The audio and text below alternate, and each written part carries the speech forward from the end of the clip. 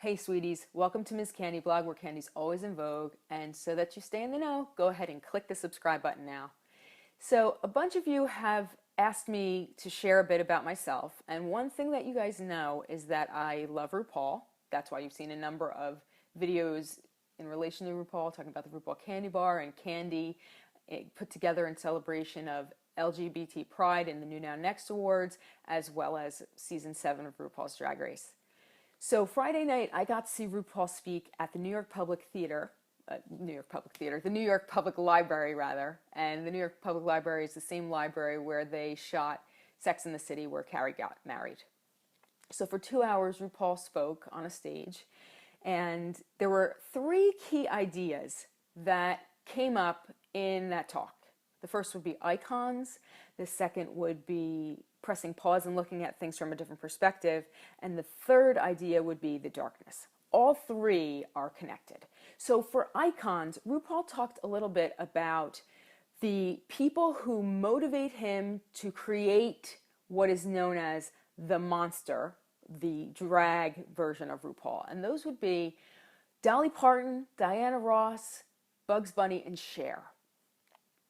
Cher, according to his sister, only wore pants. That's what she told him. That's not the truth, but that's what she told him. And he just thought that was amazing, that a woman was so rebellious during that period that they would only wear pants. So that gave the rebellious nature to the RuPaul character.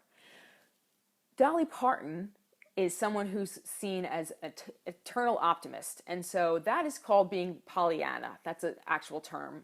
Pollyanna is what you call someone who's always happy and an optimist. And so he wanted to put that into his character of RuPaul. Diana Ross, he found to be just sophisticated and confident and could hold her own in any room that she would be in. So that's why he liked that. Then he also added in Bugs Bunny. Bugs Bunny being a little bit of sense of humor, which when RuPaul's in drag, he definitely has a sense of humor. So those icons are important, he said, to a person because at a certain point in your life, you can't articulate who you want to be or what you think you want to be. And so we then create icons for ourselves, idolizing usually pop stars. And he also, RuPaul mentioned, he hopes that no one meets their pop stars or their pop idols because it's not going to be what you want it to be, because you are watching them and putting on them what you are creating in your mind.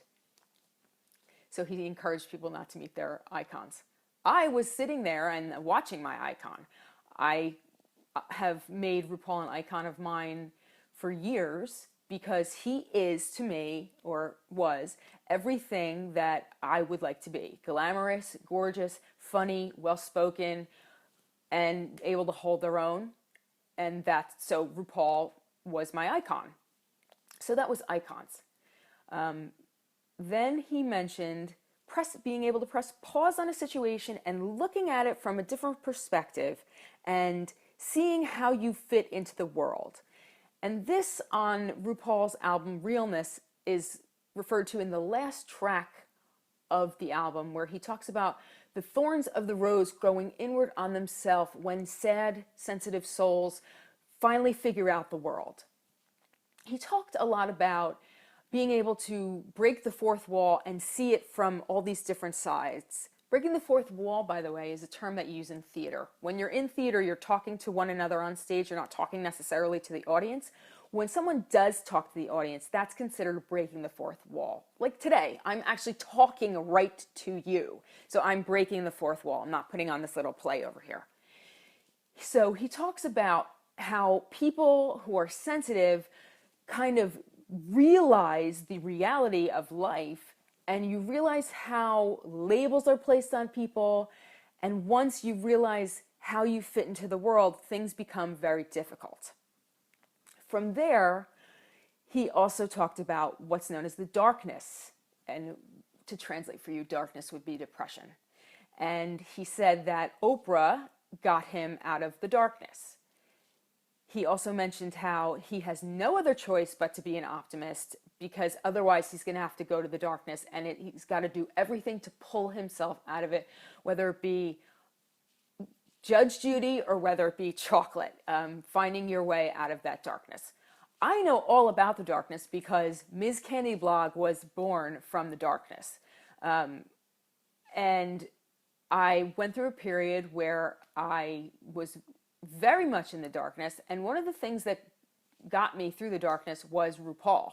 And so RuPaul is a massive inspiration for Ms. Candy blog and why I am the way I am. And when you comment and there are certain comments, I don't respond to certain comments because I essentially created Ms. Candy blog as a place for everyone to find happipiness and joy, which is why if you look at my Instagram feed, I'm posting the pictures that I'm posting. So that's a little bit about me, and that's a little bit about RuPaul and his 2-hour talk at the New York Public Library. So I hope you enjoyed your time today with me. Like, subscribe, and share. I'll talk to you soon. Candy kisses to you. Bye.